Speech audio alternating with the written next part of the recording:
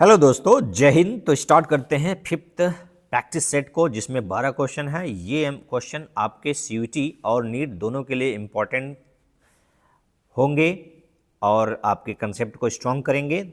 आज मैंने जो 12 क्वेश्चन लिया वो इंग्लिश वर्जन का लिया है, क्योंकि हिंदी वर्जन मुझे अभी मिला नहीं। तो जैसे ही मिलेगा हिंदी वर्जन में करूँगा, लेकिन अभी इंग्लिश, हालांकि जो क्वेश्चन आज मैंने सेलेक्ट किया वो बहुत ईजी हैं, इसलिए आपको समझ में भी आ जाएगा इंग्लिश वर्जन होते हुए भी। तो उसका चिंता मत करिएगा, मीडियम कौन है, आपको कंसेप्ट समझ में आना चाहिए। ठीक है ना। चलिए क्वेश्चन पढ़ते हैं। The value of want of factor I for CH3COOH, यहाँ पर CH3 एसिटिक एसिड होना चाहिए। Solution in water will be between 1 and 2, less than 1, 2 and 1। यहाँ पर वांट ऑफ कारक पूछा रहा है, आई का वैल्यू। तो जब ये पानी में डिसोसिएट होगा तो ये देता है क्या, H+ और एसीटेट आयन। ठीक है, यही टोटल नंबर ऑफ आयन से देगा 2।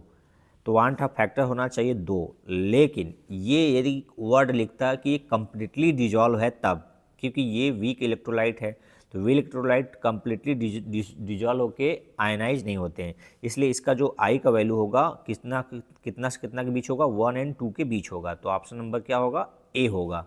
देखने में क्या लग रहा है 2, लेकिन ये 2 कब होता, जब ये लिख देता कि कंप्लीटली आयनाइज हो जाता तब। और ये है वीक इलेक्ट्रोलाइट, इसलिए इसका जो आई का वैल्यू होगा, मान होगा 1 और 2 के बीच होगा, इसलिए आंसर नंबर ए करेक्ट होगा। ठीक है, अगला। The following solutions were prepared by dissolving 1 gram of solute in 1 litre of the solution. Arrange the following solution in decreasing order of their molarity. यानी ये 4 सॉल्यूट घोले गए हैं, सबका 1 ग्राम लिया गया। ग्लूकोज है, NaOH है, NaCl है, KCl, सबका कितना ग्राम लिया गया है, 1 ग्राम। और सोल्यूशन कितना बनाया गया है, वॉल्यूम 1 लीटर, यानी ये वेट हो गया। अब आपसे पूछा रहा है कि मोलरिटी के डिक्रीजिंग ऑर्डर में इसको क्या करना है, अरेंज करना, डिक्रीजिंग। तो आप पहले मोलरिटी का फार्मूला बताइए। मोलरिटी बराबर होता है number of moles upon volume of solution in litre. और नंबर ऑफ मोल्स को यदि खोलते हैं तो गिवन वेट अपॉन मोलर मास। ठीक है, given weight into molar mass into volume. यदि वॉल्यूम ml में है तो 1000 से क्या कर देते हैं, लीटर में बदलने के लिए। तो ऑलरेडी ये क्या है, लीटर में है, तो हमें 1000 से गुणा करने की ज़रूरत नहीं है, तो इसको हटा देते हैं। तो ये ऑलरेडी लीटर में है। ठीक है, तो आओ क्लियरिटी के लिए हटा देते हैं। हाँ, ये फार्मूला यूज करेंगे। तो यहाँ पर ध्यान दीजिए, मोलरिटी किसके, molarity inversely proportional to molar mass, MB के। तो मोलर मास जिसका बढ़ता जाएगा, मोलरिटी उसका घटता जाएगा। यानी मोलर मास जो एमबी है बढ़ता जाएगा, तो मोलरिटी जो कैपिटल एम है उसका वैल्यू घटता जाएगा, एक दूसरे के उल्टा है। तो बस यही फार्मूला यहाँ पर लगा दीजिए, जिसका मोलर मास सबसे ज़्यादा उसका मोलरिटी सबसे कम, और जिसका मोलर मास सबसे छोटा मोलरिटी सबसे ज़्यादा। तो ये डिक्रीजिंग ऑर्डर में अरेंज करना है। तो सबसे मोलरिटी किसका होगा, NaOH का मोलर मास सबसे छोटा है, तो B सबसे ज़्यादा उसकी मोलरिटी होगी। ठीक है ना, B की ज़्यादा होगी। उसके बाद किसका अधिक है, 58 वाला NaCl, यानी NaCl क्या है, C। उसके बाद KCl 74 है, यानी D का। उसके बाद 180 ग्लूकोज का, यानी A। तो ये क्या है, डिक्रीजिंग ऑर्डर है। तो ये किस में दिया है, BCDA, BCDA कहाँ दिया है, BCD, हाँ देखिए ये तीसरा C ऑप्शन है, और उसमें आंसर के क्रम दिए हैं BCDA। ठीक है, कंफ्यूज नहीं होगा, ये यहाँ से यहाँ तक क्या है, ऑप्शन है, और इसमें के क्वेश्चन के क्रम ये है। ठीक है, क्लियर हो गया। मोलरता का घटता क्रम है, ये मोलरता का घटता क्रम है, और बढ़ता क्रम इस तरह से हो जाएगा।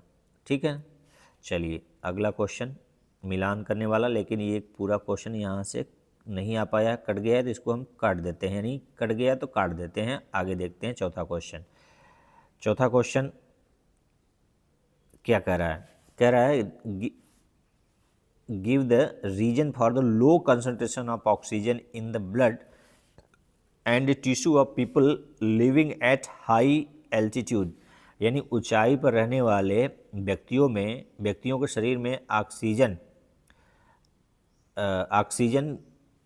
शरीर में मतलब कहाँ पर, ब्लड और कोशिकाओं में, यानी टिश्यू यानी ऊतकों में, ब्लड यानी रक्त में और ऊतकों में ऑक्सीजन की कमी हो जाती है, उसका क्या कारण हो सकता है? तो ऑप्शन दिया है both low temperature and high atmospheric pressure, low temperature, low atmospheric pressure, high atmospheric pressure.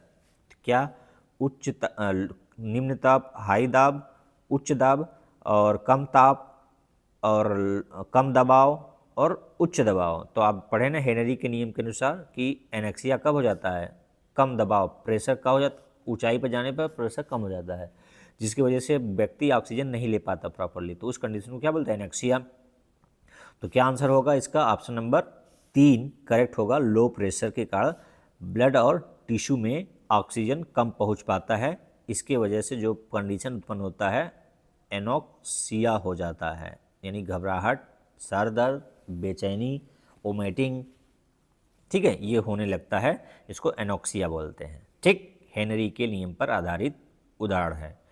अगला प्रश्न, calculate the molality, capital M नहीं है, स्मॉल एम है, ध्यान दीजिएगा, मोलेलिटी ऑफ के आई मतलब potassium iodide if the density of 20% mass upon mass aqueous solution of के आई इज 1.202 ग्राम पर ml है। ठीक है, देखिए कह रहा है कि के आई का मास बाई मास परसेंटेज के हिसाब से कितना है? 20%। इसका मतलब W कितना है? 20 ग्राम, और W मतलब वेट, और वेट ऑफ सॉल्वेंट ये सॉल्यूट हो गया, और सॉल्वेंट क्या है? सॉल्वेंट है 80 ग्राम, दोनों मिलकर 100 ग्राम बनेंगे, यानी इतना रेशियो है इसका। ठीक है, यदि हम 100 ग्राम मान लें तो, और इसका जो मोलर मास दिया है 166 ग्राम। तो पहले आप मोलैलिटी का फार्मूला जानिए क्या होता है। मोलैलिटी बराबर होता है number of moles of solute upon weight of solvent in KG. यदि ये ग्राम में है तो आप केजी में बदलने के लिए 1000 से डिवाइड करेंगे, जो ऊपर चला जाएगा, तो ये ग्राम में होगा तब, तो हमने यहाँ इसको ग्राम में कर देना है। ठीक है, ये क्या है? ग्राम में। ठीक, अब ये फार्मूला में रख दीजिए, और यन क्या है? मोल्स है। अभी यन को बताया ना कि given weight upon molar mass, यन निकालने के लिए यन किसके बराबर होता है? यन।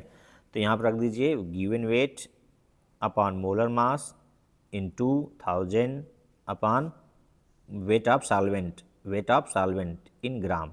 ठीक है, अब इस फार्मूले में रख देंगे तो क्या रिजल्ट निकल के आएगा देख लीजिएगा। तो इसका रिजल्ट निकल के आएगा कि गिवन वेट कितना है इसका सॉल्यूट का? 20। तो चलिए यहाँ पर रखिए 20, और मोलर मास दिया है 166, और 1000 करेंगे ताकि किलोग्राम बदल जाए, और W कितना है? 20% है, तो 80 ग्राम क्या होगा? पानी होगा। ठीक है, अब इसको काटेंगे तो ये काटने पर कितना आ जाएगा? 1.5 मोल केजी इनवर्स। तो ऑप्शन नंबर देखिए 2 में दिया है, ए में भी दिया है वही, और सी में भी दिया है, तो 2 ऑप्शन दे दिया है गलती से, तो आप कोई भी लगाएंगे सही होगा, ए होगा और सी, दोनों आंसर दिया है यहाँ पर। ठीक है ना, इसको सॉल्व करेंगे तो यही आएगा। ठीक, तो समझ में आया फार्मूला कि क्या लगाना है। आपको समझना क्या है कि 20% का मतलब W दिया है 20 ग्राम, और सॉल्वेंट विलायक का मात्रा कितना है? 80। ठीक है, और आपका मोलर मास दिया है 166 दे चुका है, और आपसे पूछ रहा है स्मॉल m, तो फार्मूला में रख के पा लेंगे आप। ठीक है, इसका डेंसिटी का यहाँ से कोई मतलब नहीं है। चलिए अगला छठा क्वेश्चन है, the unit of E cell is, unit यानी जो सेल विभव का मात्रक क्या किस में निकालते हैं? बोल्ट में निकालते हैं। तो बोल्ट को शॉर्टकट क्या लिखते हैं? वी। तो क्या आंसर हो जाएगा? आंसर सी, जिसमें दिया है वी मतलब बोल्ट। ठीक है, अगला 7वां, मैच लिस्ट 1 विथ लिस्ट 2। तो लिस्ट 1 का लिस्ट 2 से मिलान करिए। तो सेल कांस्टेंट का यूनिट क्या होता है? Centimetre inverse. Molar conductance ohm inverse centimetre square mole inverse. Specific conductance ohm inverse centimetre inverse. Conductance का ओम इनवर्स, यानी ए का फर्स्ट, बी का सेकेंड, सी का थर्ड, डी का fourth. Option number A correct हो जाएगा। ठीक है, इसमें सबका मैच सही दिया है और सब आपको गुमराह किया है। ठीक है, अच्छा ये question board level competition level दोनों के लिए इम्पॉर्टेंट, क्योंकि इससे एक क्वेश्चन तो बनता ही बनता है। इसको ज़रूर पढ़ लीजिएगा, याद रख लीजिएगा, प्रैक्टिस कर लीजिएगा, इसको कर लीजिएगा।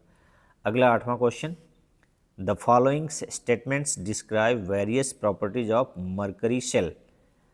मरकरी सेल के बारे में 4 पॉइंट आपको बताया जा रहा है। क्या क्या? It converts energy of combustion into electrical energy, यानी क्या ये कंबशन द्वारा दहन द्वारा ये ऊर्जा को विद्युत ऊर्जा में बदलता है क्या? नहीं, गलत है। यानी दहन जलकर दहन होता है, इसमें क्या नहीं होता है। अगला है इट इज़ रिचार्जेबल, क्या ये रिचार्ज किया जा सकता है दोबारा? नहीं किया जा सकता। The cell reaction involve is zinc mercury और HgO, यानी जिंक अमलगम है और HgO मरकरी ऑक्साइड है, तो जिंक ऑक्साइड और मरकरी बनाता है, तो ये रिएक्शन इन्वॉल्व होता है, ये सही है। It is low current device used in hearing aids, सुनने वाले यंत्र में इसका यूज किया जाता है, ये भी सही है। तो कौन कौन सा सही है? सी और डी। किस ऑप्शन में दिया है सी और डी? तो ऑप्शन नंबर डी में देखिए सी और डी का कम्बिनेशन है कि सी भी सही है और डी भी सही है केवल, और सब गलत है। ठीक है। मरकरी सेल जो बटन सेल होता है ना, जो हीरिंग ऐड या आप कैलकुलेटर में यूज करते हैं, वही क्या है? Mercury cell. उसमें ये रिएक्शन जिंक अमलगम और HgO का रिएक्शन होकर जिंक ऑक्साइड और Hg बनता है, और ये लो जो हीरिंग एड्स है और जो कम एनर्जी लेकर कंटिन्यूअस चलता रहता है डिवाइसेज, उसमें यूज किया जाता है। ठीक है। जैसे कलाई वाली घड़ी में, कैलकुलेटर में, इन सब में ये मरकरी सेल यूज किया जाता है। तो केवल डी और सी सही होगा। ठीक है, यानी सी डी वाला कम्बिनेशन सही होगा। अगला 9वां क्वेश्चन, सरल क्वेश्चन है, बहुत ही सरल है, memory based. Which cell is used in automobiles and inverter. Automobile यानी व्हीकल्स में और इन्वर्टर में कौन सा बैटरी यूज करते हैं? Mercury cell, dry cell, lead storage, fuel cell. तो क्या यूज करते हैं? Lead storage. बहुत ही आसान प्रश्न है इस सेट का। अगला, a galvanic cell behave as a electrolytic cell when. एक गैल्वानिक सेल विद्युत अपघटनी सेल की तरह कब व्यवहार करेगा?